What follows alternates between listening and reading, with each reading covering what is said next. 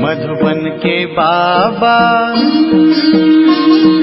मधुबन के बाबा मुरली वाले, आपका क्या कहना, आपका क्या कहना। ओम शांति। आज 7 अगस्त 2021 के साकार मधुर महावाक्य हैं। आज मीठे मीठे बाप दादा बोले, मीठे बच्चे सबको यही पैगाम दो कि देह सहित देह के सब धर्मों को भूल अपने को आत्मा समझो तो सब दुख दूर हो जाएंगे। आज मीठे मीठे बाबा बोले, मीठे बच्चे सबको यही पैगाम दो कि देह सहित देह के सब धर्म को भूल अपने को आत्मा समझो तो सब दुख दूर हो जाएंगे। और आज मुरली का प्रश्न है कि तुम बच्चों को किस बात में फॉलो फादर करना है। और उत्तर में बाबा कहते कि जैसे इस ब्रह्मा ने अपना सब कुछ ईश्वर अर्पण कर दिया, पूरा ट्रस्टी बना, ऐसे ट्रस्टी बनकर रहो। कभी भी उल्टा सुल्टा खर्चा कर पाप आत्माओं को नहीं देना। अपना सब कुछ ईश्वरीय सेवा में लगाओ, पूरा ट्रस्टी बनो। बाप की श्रीमत पर चलते रहो। बाप देखते हैं कौन बच्चा कितना श्रीमत पर चलता है। और गीत है, तू प्यार का सागर है। ओम शांति। बच्चों ने गीत सुना। कहते हैं बाबा हम कहाँ से आए, कब आए और वापस जाने की राह कैसे भूले। यह ड्रामा कानों में समझा दीजिए। हम कौन हैं, कहाँ से आए, फिर कहाँ चले गए। एक ज्ञान की बूंद तो दे दो, क्योंकि ज्ञान सागर है ना।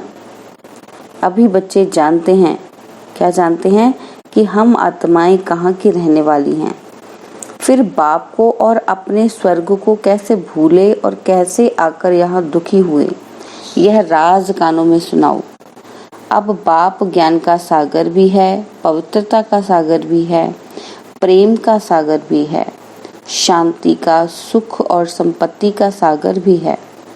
अभी बेहद के बाप द्वारा ये सब बातें समझते हैं कि आदि में कहाँ से आए, फिर मध्य में क्या हुआ जो हम रास्ता भूल दुखी हुए। फिर अब बाप को कहते हैं कि बाबा हमको रास्ता बताओ, हम अपने सुखधाम शांति धाम में जाएं। बाप ही बैठ बतलाते हैं कि तुम आदि में कौन थे, फिर मध्य में क्या हुआ। बाबा कहते भक्ति मार्ग कैसे शुरू हुआ, अंत में क्या हुआ। यह आदि मध्य अंत का राज अब बुद्धि में बैठा है। यह ड्रामा है ना। यह मनुष्यों को जरूर जानना है, क्योंकि एक्टर्स हैं।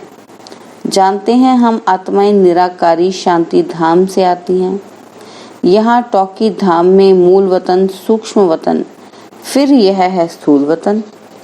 फिर मूल वतन से आत्माएं आती हैं टॉकी धाम में, शरीर धारण कर पाठ बजाने। आत्मा का निवास स्थान शांति धाम है। यह बातें दुनिया में कोई भी नहीं जानते हैं। यह ज्ञान सागर बाप ने ही आकर समझाया है, अभी समझा रहे हैं। ज्ञान सागर कहा जाता है पारलौकिक परम पिता परमात्मा को, मनुष्य को नहीं कह सकते। यह महिमा सिर्फ एक बाप की गाई जाती है, जिसको और कोई नहीं जानते। अभी विनाश का समय है। गाया हुआ है कि विनाश काले विपरीत बुद्धि यूरोपवासी हैं। बाबा कहते अभी बाप ने तुम्हारा बुद्धि योग अपने साथ लगाया है। कैसे कि मामेकम याद करो। मैं मुसलमान हूँ, हिंदू हूँ, बौद्धि हूँ, यह सब देह के धर्म हैं। आत्मा तो आत्मा ही है। बाप समझाते हैं देह के सब धर्म छोड़ अपने को आत्मा समझ मुझ बाप को याद करेंगे तो पतित से पावन बन जाएंगे। बाप कहते हैं इस देह को भी भूलो। यह सबके लिए बाप का पैगाम है। देह सहित देह के जो संबंध हैं सबको भूलो। मैं आत्मा हूँ, हम सब ब्रदर्स का बाप एक है। यह ब्रह्मा भी कहेंगे कि हम आत्मा हैं तो सब भाई भाई हो गए। इस समय सब भाई भाई पतित दुखी हैं। सब कामचिता पर चढ़ भस्म हो पड़े हैं। जब द्वापर के आदि में रावण राज्य शुरू होता है तो फिर तुम वाम मार्ग में जाते हो, तब ही फिर और धर्म शुरू होते हैं। आधा समय तुम पवित्र रहते हो, फिर आधा में तुम पतित बनते हो। 21 जन्म भारत में ही गाए जाते हैं। कुमारी वह जो 21 कुल का उद्धार करे। कुमारी का मान है, तुम भारत का तो क्या सारी दुनिया का उद्धार कर रहे हो। तुम जानते हो हम सब आत्माएं शिव बाबा के बच्चे हैं, तो कुम्हार ही ठहरे। भाई बहन तब होते हैं जब प्रजापिता ब्रह्मा की औलाद बनते हैं। यह तुम बच्चों को ज्ञान है। हम आत्माएं सब भाई भाई हैं। सब बाप को पुकारते हैं। क्या पुकारते हैं कि हे पतित पावन आओ, यहाँ रावण राज्य से दुख से हमको लिबरेट करो। फिर हमारा गाइड बन हमको वापस ले चलो। हमारे दुख हरो और सुख दो। बाबा कहते कि अभी तुम समझते हो क्या कि बरोबर बाबा आया हुआ है, हमको इस कलयुगी रावण राज्य से छुड़ाए साथ ले चलेंगे। बाप जानते हैं सभी आत्माएं पतित हैं, इसलिए शरीर भी पतित हैं। आत्मा को ही पावन बनाकर ले जाते हैं निर्वाण धाम में। पास्ट से प्रेजेंट, फिर फ्यूचर होगा, फिर आदि मध्य अंत और फिर आदि। बाबा कहते सतयुग आदि, कलयुग अंत, फिर फ्यूचर होगा सतयुग। यह तो सहज है ना। अच्छा बीच में क्या हुआ, हम कैसे गिरे। बाबा कहते कैसे गिरे।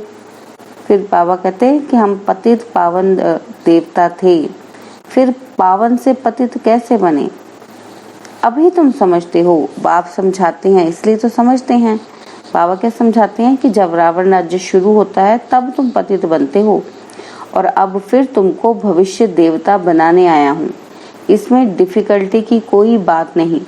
बाप कहते हैं तुमको इस विषय सागर से पार ले जाते हैं। गाते भी है ना कि नैया मेरी पार करो। बाबा कहते हैं सभी पुकारते हैं एक बाप को कि हमारी नैया जो डूबी हुई है उनको क्षीर सागर में ले चलो। उनको खिवैया बागवान भी कहते हैं।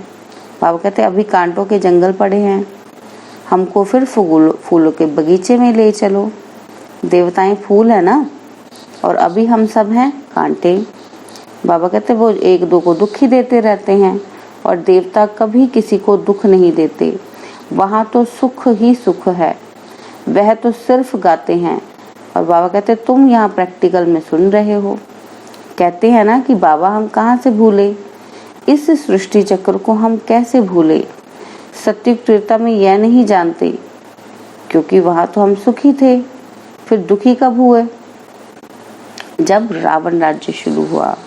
बाबा कहते भारतवासी रावण को जलाते ही रहते हैं जब तक उनका विनाश नहीं हुआ है। फिर सत्युग में थोड़े ही हर वर्ष जलाएंगे। बाबा कहते यह है भक्ति मार्ग। अभी रावण का राज्य खलास होना है। भक्ति मार्ग में रावण को हर वर्ष जलाते हैं, परंतु मरता ही नहीं है। अभी रावण तुम्हारे आगे जैसे मर गया। बाबा कहते तुम जानते हो रावण राज्य अब खत्म होना है। 5 भूतों का सिर काटा जाता है। पहले पहले काम के सिर को काटते हो। काम ही महाशत्रु है। बाप कहते हैं इन 5 भूतों पर विजय पाने से तुम विश्व पर जीत पाएंगे। मनुष्य खुद भी कहते हैं कि हम पतित हैं, इसलिए बुलाते हैं कि पतितों को पावन बनाने आओ।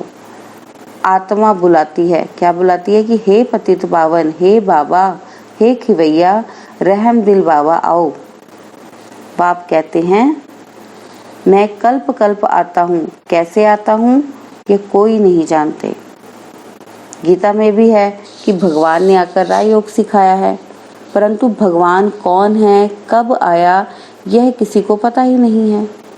गीता को तो खंडन कर दिया है। कृष्ण को द्वापर में ले गए हैं। द्वापर के बाद तो दुनिया और ही पतित होती है। तो द्वापर में कृष्ण ने आकर क्या किया? क्या किया कृष्ण ने? मनुष्य तो कुछ भी समझते नहीं, बिल्कुल ही अनराइटियस है, और सत्युग में होते हैं राइटियस। बाबा कहते तुम अभी अनराइटियस से राइटियस बनते हो। बाप समझाते हैं कि तुम ही संपूर्ण निर्विकारी पूज्य थे, तुम ही अब विकारी पुजारी बने हो।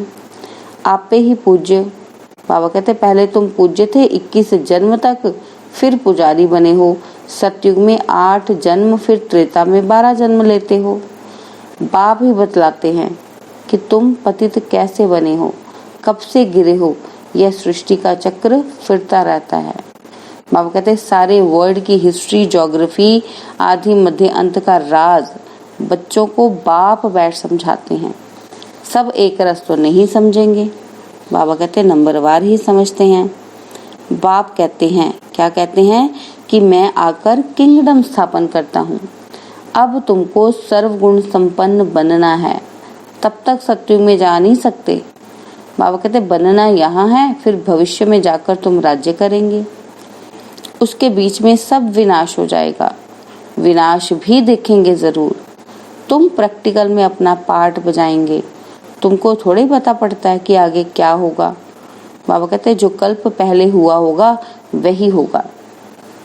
तुमको टोटल बताया जाता है, स्थापना और विनाश होना है। विनाश कैसे होगा? बाबा कहते वह तो जब तो होगा तब देखेंगे। दिव्य दृष्टि से विनाश तो देखा है, आगे चल प्रैक्टिकल भी देखेंगे। स्थापना का भी साक्षात्कार दिव्य दृष्टि से किया है और प्रैक्टिकल भी देखेंगे। बाकी जास्ती ध्यान में जाना भी ठीक नहीं है, फिर वैकुंठ में जाकर डांस करने लग पड़ते हैं। न ज्ञान न योग, दोनों से वंचित हो जाते हैं। ध्यान में जाने की कोई दरकार नहीं, यह तो सिर्फ भोग लगाया जाता है। तुम ब्राह्मण वहां जाते हो, देवताओं और ब्राह्मणों की महफिल लगती है। यहाँ पर तुम पेयर घर में बैठे हो, फिर तुमको लायक बनाया जाता है विष्णुपुरी जाने के लिए। बाबा कहते कन्या जब सगाई करते हैं तो उसको समझाया जाता है कि ससुर घर में कैसे चलना, सबसे प्यार से चलना है, झगड़ा नहीं करना। शिक्षा देते हैं ना लड़की को जाने से पहले। बाबा कहते यह भी हूबहू ऐसे है। बाप कहते हैं तुमको सर्वगुण संपन्न यहाँ बनना है। स्वर्ग में यह लड़ाई झगड़े आदि होते नहीं। अभी तुम विष्णुपुरी ससुर घर जाते हो, वहाँ है महान वैष्णव। उन जैसे वैष्णव सृष्टि पर होते नहीं। वैष्णव देवताएं विकार में थोड़ी जाते हैं, विकार है हिंसा। कहा जाता है अहिंसा परमो देवी देवता धर्म। अभी तुम जानते हो कि हम पियर घर में बैठे हैं, अभी हमको विष्णुपुरी में जाना है। बाबा कहते जानते हो वहाँ बहुत सुख होता है। शादी के पहले कन्या फटा हुआ कपड़ा पहनती है, जिसको वनवाह कहते हैं। बाबा कहते तुम्हारे पास भी अभी क्या है? कुछ भी नहीं। यह तो ठिक्कर भीतर है। यहाँ तुमको कोई भी जेवर आदि पहनने की दरकार नहीं, परंतु कहते हैं कि ग्रस्त में रहना है, शादी आदि में जाना पड़ता है तो जेवर आदि भी भल पहनो। बाबा कहते मना नहीं है, नहीं तो कहेंगे विधवा जेवर नहीं पहनती है, नाम तो बदनाम होगा। तब बाबा कहते हैं कि नाम बदनाम नहीं करना, कुछ भी पहनो, अपने को आत्मा समझ बाप को याद करो। जाओ भल कहाँ भी, यह मंत्र याद रखो। बाबा कहते यह परीक्षा लो, हम याद में रहते हैं, अपने आप को चेक करते रहो। यहाँ हम जाते हैं बाबा के डायरेक्शन से, उनके साथ भी तोड़ निभाना है, परंतु हथ काट दे दिल यार डे, तो समझेंगे यह मजबूत है। बाबा कहते जेवर आदि पहन शादी पर भल जाओ, इकट्ठे रहो, लेकिन महावीर बनना है। सन्यासियों का भी दिखाते हैं ना कि गुरु ने वैश्या के पास भेज दिया, सर्प के पास भेज दिया, तो जो बहादुरी से पास हो दिखाते हैं उनको महावीर कहा जाता है। बाप की याद में रहेंगे तो फिर कोई कर्मेंद्रिय से चंचलता नहीं होगी।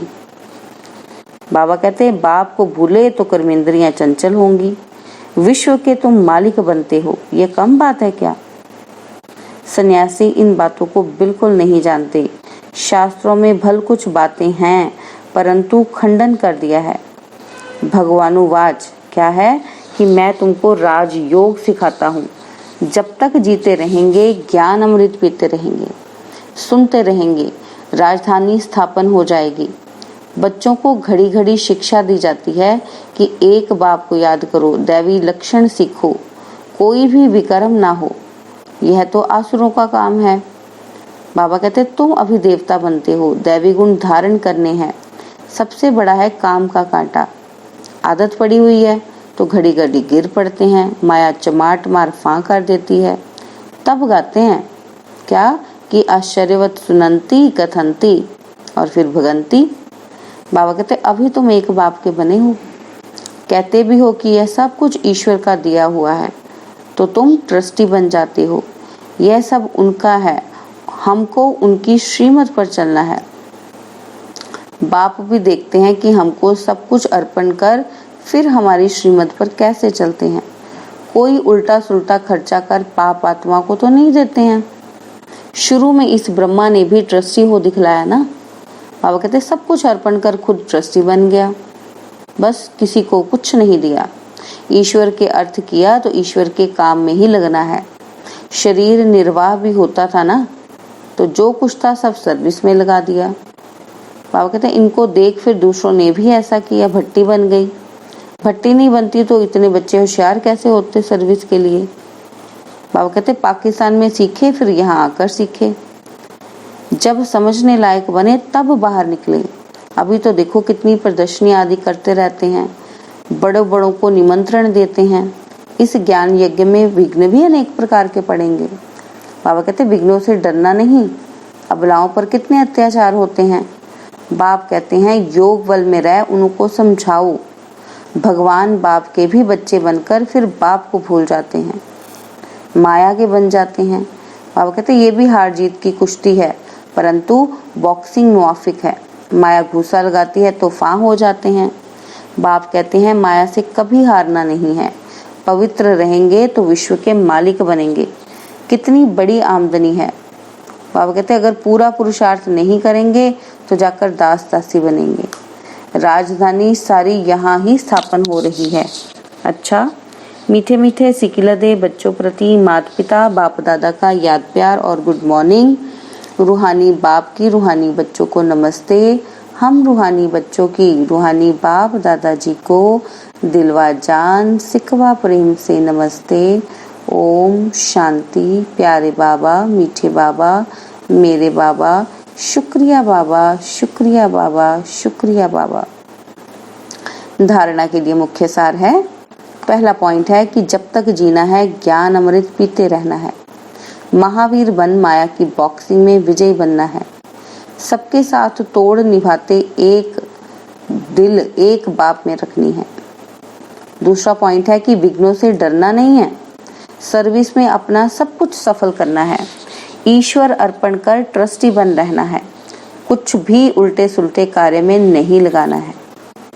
और बाबा ने हमें वरदान दिया है डबल लाइट बन कर्मातीत अवस्था का अनुभव करने वाले कर्म योगी भव।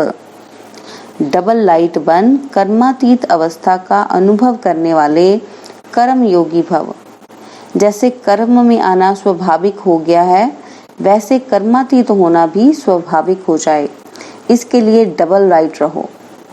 बाबा ने कहा कि डबल लाइट रहने के लिए कर्म करते हुए स्वयं को ट्रस्टी समझो और आत्मिक स्थिति में रहने का अभ्यास करो।